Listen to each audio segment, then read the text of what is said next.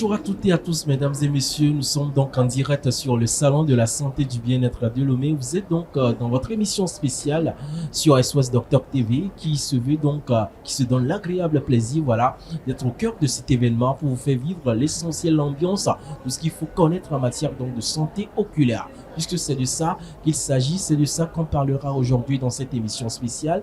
La santé oculaire, un sujet assez vital, crucial, mais souvent négligé. On va en parler aujourd'hui avec nos invités spéciaux, spécialistes dans ce domaine. On a donc Monsieur Omekou Boris, il est technicien ophtalmo. Bonjour Monsieur Omekou et bienvenue. Bonjour, merci beaucoup également. Merci d'avoir répondu à notre invitation. Oui, merci, c'est à vous le merci. Voilà. Monsieur Nayo Kossi, vous êtes chargé de la planification au Programme national de la santé oculaire. Oui. Bonjour et bienvenue. Bonjour monsieur. Merci pour votre disponibilité. Merci également pour votre invitation. Voilà, et avec nous, on va donc explorer un peu le monde de la santé oculaire pour connaître les tenants et les aboutissants et forcément les préventions à prendre par rapport donc à ce mal-là. Alors, nous restons toujours avec vous, monsieur Nayo Kossi, pour nous présenter un peu le Programme national de la santé oculaire. Le Programme national de la santé oculaire, que nous appelons souvent le PNSO, Oui. est une organisation gouvernementale. C'est une structure qui est mise en place par le gouvernement et qui est appelée à gérer les problèmes d'ophtalmologie sur tout l'étendue du territoire. Bon, dans ce programme, nous avons des activités que nous menons, surtout les activités de chirurgie, d'opération de la cataracte et de la prise en charge des vices de réfraction. Les vices de réfraction, comme vous l'entendez, ce sont des problèmes qui traitent à une mauvaise vision des enfants surtout et des adultes aussi en particulier. Il y a une autre branche du programme national de santé oculaire. Et ce programme permet également d'apporter les soins à la population. La population qui est enclavée, les populations qui sont dans un milieu très reculé, qui n'ont pas accès à la santé oculaire. Donc le programme national de santé oculaire s'occupe de ces cas et organise des missions pour aller subvenir aux besoins de la population en cas de santé oculaire. D'accord. Alors, on tourne vers vous, monsieur Omekou. On va parler donc des vis réfractaires. Oui. De quoi s'agit-il exactement? Alors, merci. Les vices de réfraction, c'est des erreurs de réfraction. En d'autres termes, c'est des défauts de vision. Et c'est la difficulté de l'œil à pouvoir positionner l'image de ce que nous voyons sur la rétine. Voilà en définition claire. D'accord. Alors, ces vices de réfraction peuvent se faire voir ou bien se faire remarquer chez un enfant comme chez un adulte. Un enfant qui ne voit pas bien à l'école, qui ne voit pas bien au tableau. Un enfant qui a la tête dans le cahier. Quand il veut écrire, il approche le cahier des yeux. Un enfant qui est obligé de s'approcher du tableau avant de pouvoir voir ce que le maître écrit. Cet enfant-là ne voit pas bien et il souffre d'une maladie qui est rangée dans les vices de réfraction. Il en est de même aussi chez les enfants, chez les adultes plutôt, qui ne voient pas très bien de loin et qui ne voient pas également bien de près. Donc voilà ce que nous appelons en général les vices de réfraction. Certains le voient, mais les contours de tout ce qu'ils voient également sont déformés. Ça aussi, c'est un vice de réfraction que nous appelons l'astigmatisme. Donc nous avons la myopie pour un enfant qui ne voit pas de loin, l'hypermétropie pour un enfant qui ne voit pas de près, et puis l'astigmatisme pour un enfant qui n'arrive pas à bien voir le contour de tout ce qu'il voit. Donc, si on comprend bien, les vices de réfraction, ce sont donc des maladies oculaires. Liées à la vision. Liées à la vision. Oui. D'accord. Alors, avant donc de parler de l'impact voilà, des vices de réfraction sur peut-être la productivité, quand on prend le cas des élèves par exemple, est-ce que c'est dû à quoi? C'est un défaut naturel, la cause par exemple de ces vices de réfraction-là? Alors, les vices de réfraction généralement sont liés à des défauts anatomiques de l'œil. Okay. Ou soit c'est la courbée, la cornée. La cornée, c'est quoi? C'est la partie qui est apparemment noirâtre que vous voyez au niveau de mes yeux. Quand cette partie-là est trop courbe, ça agit sur la vision de cet enfant-là. Vous voyez? Et donc, voilà généralement les causes qui sont liées à ces vices de réfraction. Et ta question, je le comprends sur deux plans. Est-ce que par l'avenir, il y a des activités ou bien il y a des comportements que les enfants adoptent aujourd'hui qui peuvent les amener à ne pas bien voir demain? Exactement. Bien sûr que oui. Aujourd'hui, nous sommes à l'ère du numérique. Oui. Tous les enfants aujourd'hui ont des jouets en Android. Oui. Les parents préfèrent acheter des Android, des tablettes oui. aux enfants. Alors, tous ces objets-là constituent demain une cause majeure pour les vices de réfraction. Il y a même des études qui disent qu'en 2030 ou bien en 2050, tout le monde sera myope à cause d'abord de la sédentarité. Vous allez voir l'enfant, il se réveille, la première des choses, il prend sa tablette, il s'assoit au salon. Cet enfant-là peut rester au salon jusqu'au soir devant sa tablette. Forcément, cet enfant-là va avoir des défauts de vision demain, dû d'abord à sa sédentarité et dû au fait que l'enfant là est trop exposé aussi aux écrans de sa tablette. Voilà un peu comment les choses se passent. Maintenant, par rapport à ça, est-ce qu'il y a des méthodes? Parce que déjà, avec les enfants, on sait qu'avec les tablettes, ils sont très familiers. Déjà, dès le bas âge, en tant que technicien ophtalmo, qu'est-ce que vous pouvez préconiser aux parents? Alors, il y a deux types de précautions à prendre. Lorsque vous avez un enfant qui a déjà un vice de réfraction, la précaution qu'il faut adopter, c'est qu'il faut corriger, son vice. Et en voulant le corriger, qu'est-ce qu'il faut faire? Il faut amener voir son ophtalmo, qui va d'abord le dépister et va identifier le type d'amétropie, le type de vice dont souffre l'enfant. Est-ce que l'enfant là, il est myope? Est-ce que l'enfant là, il est hypermétrope? Est-ce que l'enfant là, il est astigmate? Et on le corrige avec des verres. En ce moment-là, cet enfant-là va évoluer normalement, il va bien voir. Lorsque l'enfant là n'a pas de vice de réfraction et qu'on sent que l'enfant là est exposé, comme vous venez de le dire, la première cause, c'est qu'il faut limiter le temps d'exposition à l'écran pour l'enfant là. Il faut réglementer ça. Je suis désolé, je dois le dire comme ça, parce qu'aujourd'hui, les parents pensent que quand ton enfant manipule bien son smartphone, c'est cet enfant-là qui est le plus instruit ou bien qui est le plus branché. Non, c'est une erreur. Il vaut mieux réglementer ça à l'enfant.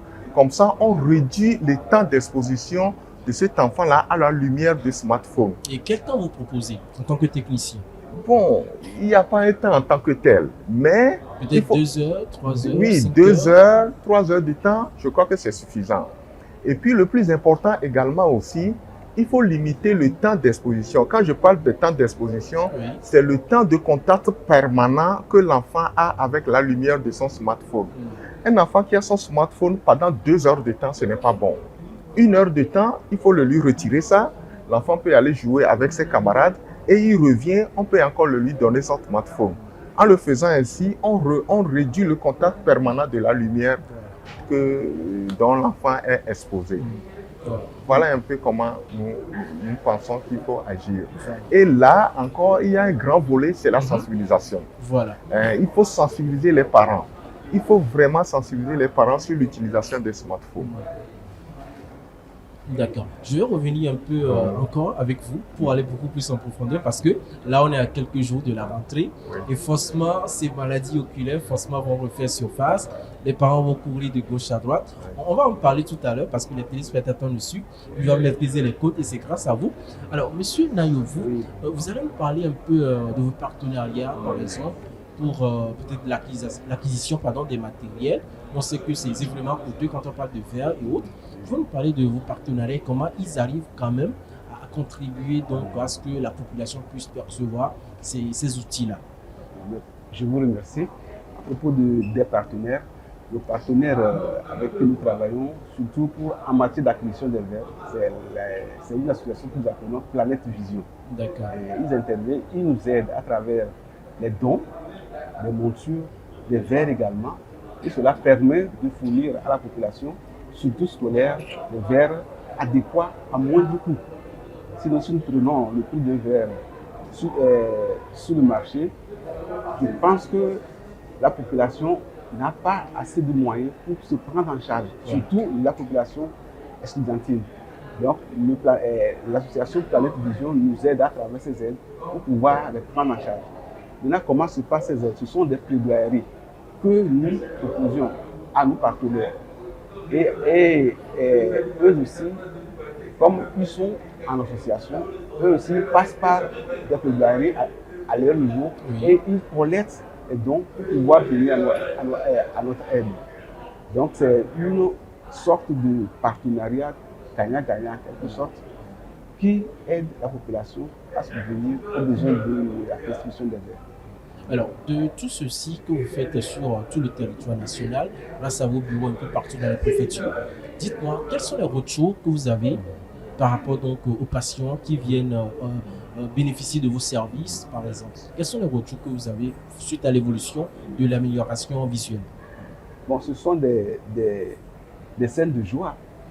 Les enfants qui n'arrivent pas à voir et qui n'ont pas les moyens de se faire consulter et de se faire prendre en charge à travers l'action que mène le Programme national de santé oculaire et Planète Vision, nous essayons de donner la joie à la population, à ces enfants, et les parents en témoignent. Ils reviennent avec des remerciements. Non, ce n'est pas quelque chose que nous voulons de leur part, c'est seulement le mot remerciement. Quand ils viennent pour nous remercier par rapport à ce qu'on a fourni à ces enfants, c'est une scène de liesse à notre niveau. Une totale satisfaction. C'est une satisfaction à notre niveau. Et nous portons cette scène à l'endroit de nos partenaires également. Et eux aussi, ils essaient de nous aider davantage.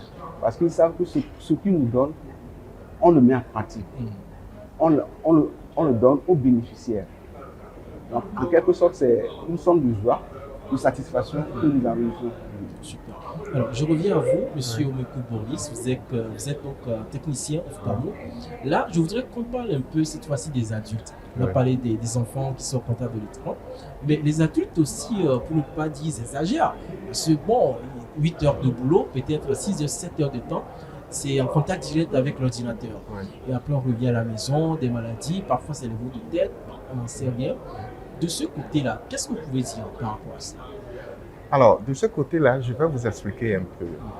Vous voyez, l'exposition de l'écran, l'exposition à l'écran d'ordinateur expose celui qui l'utilise à la lumière qui s'échappe de cet écran-là. Et vous savez, nous avons deux types de lumière. Il y a une lumière artificielle et une lumière naturelle. La lumière du jour, la lumière du soleil, c'est la lumière naturelle. Et la lumière artificielle, c'est la lumière de l'écran de nos ordinateurs, de nos smartphones, la lumière que nous avons dans nos chambres, des ampoules. Et comme vous le savez, la lumière est composée de 7 couleurs, les couleurs de l'arc-en-ciel. Effectivement. Et dans ces couleurs-là, il y a la couleur que nous appelons la couleur bleue, certains l'appellent LED, certains l'appellent vieux violacé. Et cette couleur-là, c'est elle, selon les études, à un degré donné de radiation qui est nocif pour nos yeux. Et donc, à titre immédiat, vous avez une grande exposition à cette lumière-là pour un comptable ou un secrétaire qui est devant son ordinateur, 8 heures de temps, en fin de journée, va commencer par avoir les maux d'yeux. Va commencer par être fatigué. Tu rentres à la maison, tu es fatigué. Tu rentres à la maison, tu vas avoir des troubles de sommeil. Tu vas au lit, le sommeil ne vient pas. Même si le sommeil vient 2 heures de temps après, tu te réveilles. Tu vas commencer par avoir beaucoup plus tôt des troubles d'accommodation. C'est-à-dire que la focalisation des objets sur la rétine sera beaucoup plus difficile. Et ça fait appel à des zonules, à des organes au niveau de l'œil qui vont te rendre beaucoup plus fatigué. Ça, c'est un effet immédiat. Et tous ces effets immédiats-là, cumulés dans le temps, nous allons commencer par développer des pathologies au niveau de l'œil qu'un jeune ou bien qu'on a l'habitude de rencontrer à partir de 60 ans, comme par exemple la démêlade, la cataracte, le glaucome, etc. Et en dehors de ça, on peut même aller jusqu'au syndrome dépressif parce que le cerveau qui ne se repose pas, la personne qui ne dort pas parce qu'il a été trop exposé à la lumière va commencer par faire des dépressions.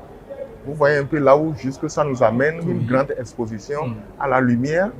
Voilà, c'est pour ça que je disais tout à l'heure que même pour la secrétaire, une grande exposition devant son écran, 2 heures de temps, elle simule, elle se déplace, elle va aux toilettes, histoire de rompre le contact permanent là. Voilà. Ça, c'est la première méthode de prévention. La deuxième méthode, c'est que tu te rappelles le tout premier ordinateur qui était arrivé, il y avait un filtre sur ces ordinateurs. Oui. On l'a trouvé contraignant, on les a enlevés. Alors que ces filtres-là sont faits pour pouvoir protéger la lumière, nos yeux, contre la lumière bleue qui se dégage. Donc, aujourd'hui, qu'est-ce qu'il faut faire? Si on a les filtres là, il vaut mieux les remettre. Et si on n'a pas les filtres là, il y a des verres aujourd'hui, des lunettes aujourd'hui qu'on confectionne, qu'on appelle des lunettes Blue God, qui permettent de protéger nos yeux contre l'exposition de ces lumières bleues qui se dégagent là. Voilà un peu, au jour d'aujourd'hui, ce que nous avons pour pouvoir nous protéger contre une grande exposition à l'écran de nos ordinateurs. D'accord. Alors, aujourd'hui, on constate aussi une chose, c'est que de façon fréquente, il y a des gens qui optent pour des lunettes Oui. simples, pas des verres médicaux, hein. Oui. Des lunettes simples qu'ils achètent au bord de la rue. Est-ce que ça aussi, ça a des répercussions, par exemple, sur le... Oui, ça a des répercussions sur nos yeux parce que la personne qui est indiquée à pouvoir prescrire les lunettes, c'est les ophtalmos. Vous comprenez? Donc, les lunettes fumées qu'on vend, contre le soleil qu'on vend, ça on peut comprendre que c'est pour nous protéger contre la lumière du soleil, etc. Mais des lunettes que les gens vont acheter simplement pour pouvoir protéger, je crois que ce n'est pas conseillé. D'accord? Ce n'est pas conseillé et ça peut induire des problèmes de vision demain. Vous pensez que ça peut être une source de maladie oculaire plus tard? Exactement, c'est ce que je suis en train de dire. Ça peut être une source de maladie demain plus tard. Ouais. Alors, vous aviez parlé également, vous avez cité des maladies oculaires, cataractes, stigmates et autres, mais je pense que sur ce salon, vous mettez l'accent sur le glaucome. Oui. De quoi s'agit-il? Alors, Monsieur Nayo? Oui, le glaucome, en fait, c'est une maladie dégénérative du nerf optique. Okay. C'est-à-dire que le nerf optique, c'est un nerf qui relie les yeux au cerveau. Donc, le glaucome attaque ou bien atteint le nerf optique et le détruit de façon progressive. Et comment ça se caractérise? Ça se caractérise surtout par l'amputation du champ visuel. Le champ visuel, c'est que quand je vois comme ça, tout ce qui est autour de vous, oui, sans bouger les yeux, je dois bien les voir. Mais s'il y a le glaucome, il y a une partie de ce champ-là qui est amputée.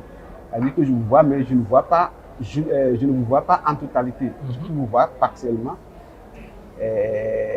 C'est-à-dire soit la tête ou bien le pied, c'est ça que je vois. Donc, en ce moment, on soupçonne que c'est le nerf optique qui a été détruit. Et ce qui le caractérise encore, c'est l'innovation de la pression intraoculaire. C'est vrai qu'il y a la tension oculaire au niveau du corps, mais les yeux aussi ont une tension oculaire que nous appelons pression intraoculaire. Donc, le conseil qu'on peut donner, c'est qu'au moins chaque patient ou chaque population, nous sommes invités à aller contrôler la tension de nos yeux. Parce que c'est le signe majeur de la dégénération du nerf optique. Et c'est aussi le signe majeur du glaucome que nous sommes en train de parler. Et ce glaucome-là, de tout ce qu'on vient d'énumérer, lequel de ces habitudes-là peut causer le glaucome? L'exposition à l'écran, les rayons du soleil, voilà. Et en réalité, le glaucome, c'est une maladie héréditaire. Ah. Ouais. C'est une maladie héréditaire et c'est un tueur silencieux. Pour compléter un peu ce que mon collègue a dit, c'est un tueur silencieux parce que c'est une maladie qui évolue à bas bruit. Vous êtes là, votre nerf optique part, vous avez l'impression que vous voyez bien, il n'y a pas de manifestation, rarement vous avez les maux de tête, jusqu'à ce que vous vous rendez compte un jour que vous ne voyez pas bien et que si c'est le glaucome, cela veut dire que la moitié des nerfs sont déjà partis. C'est assez grave. Ah oui. Alors maintenant, ta question m'amène à parler des causes. Donc, il y a l'hérédité, il y a des facteurs favorisants. Par exemple, le stress. Ah. D'accord? Quand vous êtes très stressé, ça peut augmenter également l'accélération, ça peut accélérer la survenue du glaucome. Ça, c'est un. Il y a aussi les traumatismes de l'œil qui peuvent aussi accélérer la survenue du glaucome. Nos artisans qui travaillent, les menuisiers, qui sont au boulot sans se protéger les yeux, un traumatisme survient paf, au décours de ce traumatisme-là, vous pouvez souffrir d'un glaucome. Un coup de bâton au niveau de l'œil, un coup de poing, etc. Voilà un peu ce que je peux dire. Peut-être que mon collègue a quelque chose encore à ajouter par rapport à ça. Monsieur Nayo? Ah oui, pratiquement, il a tout dit. Comme je viens de le dire, c'est une neuropathie. Et c'est une maladie héréditaire, comme il a également dit. Bon, pour une notion de traumatisme, les traumatismes, qu'est-ce que ça occasionne? Ça donne une élévation de la tension oculaire. Alors que j'avais dit au préalable que le glaucome est caractérisé en première intention par l'élévation de la tension oculaire. Donc le traumatisme que l'œil subit entraîne cette élévation et si ce n'est pas vite pris en charge, ça peut aller à une détérioration du nerf optique et entraîner le glaucome dont nous parlons. Alors, monsieur, dites-moi, comment diagnostiquer alors ce mal-là? Alors, pour diagnostiquer le glaucome, c'est simple, il faut aller en consultation. Parce que le diagnostic du glaucome relève de l'ophtalmologie, relève du professionnel de l'ophtalmo. Parce que là, il faut faire une série d'analyses et au décours des résultats de ces analyses, on aboutit au diagnostic de glaucome. Il faut aller à l'hôpital. Alors, je m'en vais en même temps profiter de votre occasion pour sensibiliser la population sur le dépistage précoce du glaucome. Lorsque le glaucome est dépisté précocement et que le traitement est instauré, on a une vision qui est stable jusqu'à la fin des jours. Mais lorsque le glaucome n'est pas dépisté précocement et que c'est dépisté tardivement, vous comprenez que tout est déjà gâté, on ne peut rien arrêter, on ne peut rien arranger. Vous voyez? Et donc, cela nous oblige à dire à la population que bientôt la rentrée scolaire va commencer. Bien sûr. Voilà. Et avant d'aller inscrire vos enfants à l'école, à l'âge préscolaire, normalement, il faut faire un détour chez un ophtalmo. Est-ce que mon enfant voit bien? Vous comprenez? Oui. Lorsque l'enfant traverse l'étape de préscolaire, l'enfant veut aller en classe de CP1, il faut aller voir parce qu'au CP1, l'enseignant va écrire au tableau, l'enfant va lire. Est-ce que mon enfant voit bien? Est-ce que mon enfant peut aller déchiffrer ce que l'enseignant écrit au tableau? Vous comprenez? Oui. Maintenant, lorsque l'enfant passe l'étape du primaire, il rentre en 6e, il faut aller regarder. Est-ce que mon enfant a sa vision qui est conservée? En dehors de tout ça là, il faut regarder aussi le livre et le cahier de l'enfant à la maison. Ouais. Est-ce que l'enfant écrit sur la ligne du cahier? Est-ce que l'enfant écrit, formule très bien les lettres? Un enfant qui n'écrit pas bien dans le cahier, ce n'est pas un enfant qui est turbulent, qui ne sait pas lire, qui ne sait pas écrire. C'est un enfant aussi qui ne voit pas. Parce que lorsque l'enfant ne voit pas, il ne peut pas bien écrire dans le cahier. Vous êtes d'accord avec moi? Sûr. Voilà. Maintenant, l'enfant qui a le bac, il veut aller à l'université, c'est des projections, c'est des amphis. C'est encore pire. C'est encore pire. Là, ça va de soi. C'est l'étudiant là va venir vous dire, papa, je ne vois pas, on va projeter les choses, je n'ai pas vu. Mais imaginez que cet enfant-là qui a traîné ses vices de réfraction depuis le collège, et que si c'était corrigé, cela veut dire que l'enfant-là ne devait pas avoir ce problème-là à l'université. D'où le dépistage précoce d'une consultation ophtalmologique. Seule la consultation ophtalmologique et le suivi de nos enfants peuvent nous aider. Et je pense que c'est dans ce cadre également que SOS Docteur TV est au cœur de ce salon de la santé et du bien-être de Lomé pour apporter donc plus d'éclaircissements sur chaque maladie, que ce soit oculaire, que ce soit d'autres divers également, afin que les téléspectateurs ou bien la population entière puisse prendre des connaissances, des informations précises et faire des démarches nécessaires pour se prévenir tout simplement et surtout être en bonne santé. Mesdames et messieurs, nous sommes toujours en direct du salon de la santé et du bien-être de Lomé dans l'émission spéciale consacrée essentiellement à la santé oculaire avec nos invités spéciaux. Alors je reviens à vous messieurs. On va parler maintenant des moyens de prévention du glaucome par exemple. Comment ça se passe? Monsieur Naï. Concernant le glaucome, je peux vous dire qu'il n'y a pas un moyen de prévention du glaucome. Puisque nous avons dit que quoi? Le glaucome est une maladie héréditaire.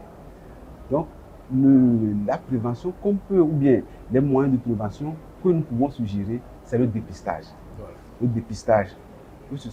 Tout patient, ou bien toute personne, normalement doit consulter au moins une fois dans sa vie, ou bien au moins une fois dans l'année, pour vérifier si l'état de ses yeux est bon, ou bien s'il y a un souci, qu'on le corrige. Donc, c'est ce que nous pouvons dire actuellement, c'est la sensibilisation et le dépistage précoce. C'est ça qui est indispensable.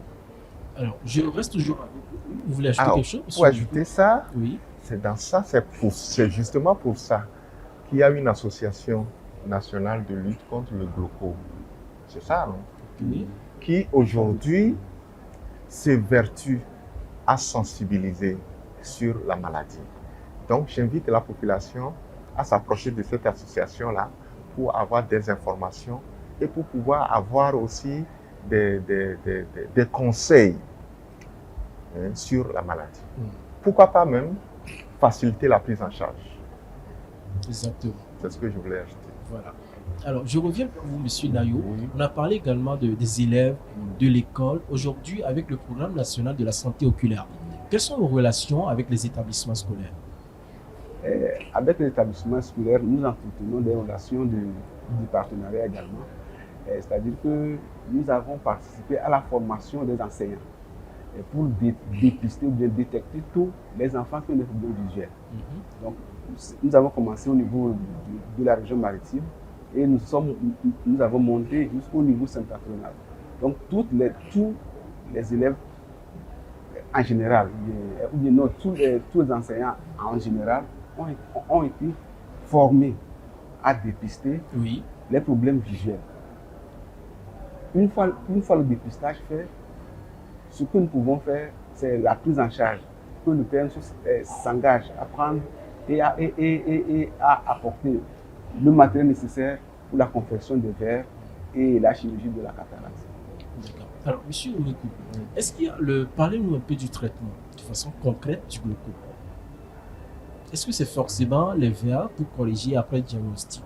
Ou bien y a-t-il un traitement précis?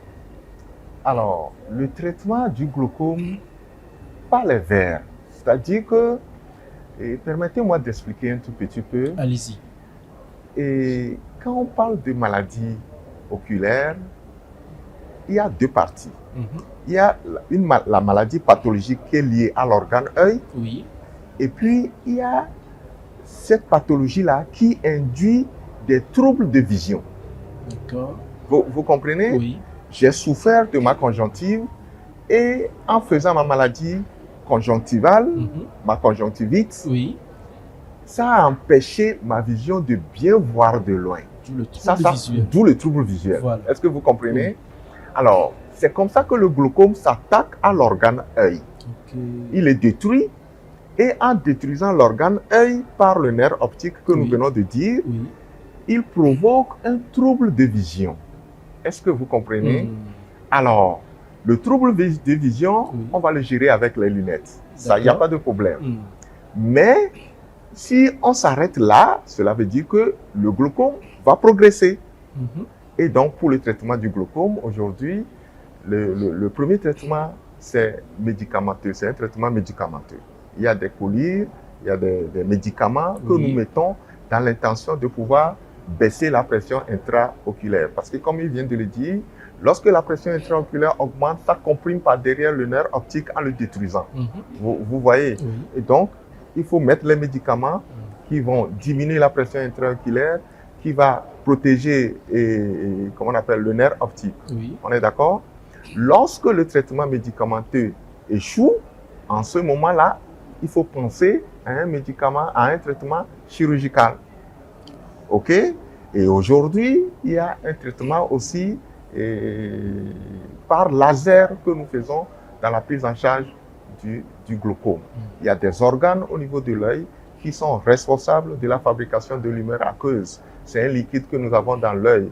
Et lorsque le liquide là est sécrété de façon abondante, ça augmente la pression intraoculaire de l'œil. Donc, il faut aller refroidir cet organe-là. Et pour le faire, on le fait avec le laser. D'accord. Il y a aussi un fait qu'on observe souvent, c'est-à-dire lors de la natation, les gens qui vont nager, ils portent souvent certaines lunettes. Est-ce que c'est sur prescription ou bien pouvez-vous nous en parler? Est-ce que ça a des répercussions après sur l'œil? Oui, quand vous êtes à la piscine, cela veut dire que vous allez rentrer dans l'eau. Bien sûr. Et l'eau, on met du chlore dans la piscine. Effectivement. Et ce produit-là, forcément, peut causer des dégâts au niveau de l'œil. Pas peut causer même, cause. Et donc, on met des lunettes juste pour protéger le contact de vos yeux avec l'eau de la piscine. Je pense que c'est ça. Mais est-ce que c'est vraiment évident? Est-ce que vraiment il y a protection de l'eau avec le contact visuel? Oui, lorsque les lunettes là sont vraiment étanches, ça te protège bien les yeux, c'est évident. Et puis aussi, un enfant qui veut aller nager ou bien une personne qui veut aller nager et que la personne est myope, la personne ne voit pas bien de loin, voilà, il lui faut des verres pour pouvoir bien. C'est-à-dire que sa correction qu'il porte, on peut le faire avec des montures adaptées pour la natation. Et comme ça, même dans l'eau, il voit bien et il va faire sa natation sans problème. Voilà. Vous comprenez? C'est comme les joueurs au football aujourd'hui, vous voyez. Il y a ce joueur-là qui porte Davis qui porte des verres pour pouvoir bien jouer. Voilà. C'est tout. Voilà. En tout cas, c'est des informations cruciales, très importantes en ce qui concerne la santé oculaire. On tente donc vers la fin de cet entretien. Vous, Monsieur Nayo, peut-être des perspectives d'avenir avec le programme national de la santé oculaire que vous pouvez nous dire? Bon, d'abord, j'aimerais revenir sur l'association togolaise des glaucomateux. D'accord. Nous avons initié cette association. D'accord. Ce n'est pas pour la prise en charge des glaucomateux, mais c'est une association qui va aider à ce que quelqu'un qui est glaucomateux ne doit pas être considéré comme quelqu'un qui est fini. D'accord. Avoir le glaucome ne signifie pas la mort, ou bien ne signifie pas une fin en soi. On peut vivre avec son glaucome. Donc l'association a pour but d'arriver à regrouper tous ceux qui ont des problèmes de glaucome, tous ceux qui sont atteints de glaucome, et à partager entre eux comment est-ce qu'ils vivent la maladie, comment est-ce que ça se passe, comment est-ce qu'ils arrivent à subvenir à leurs besoins.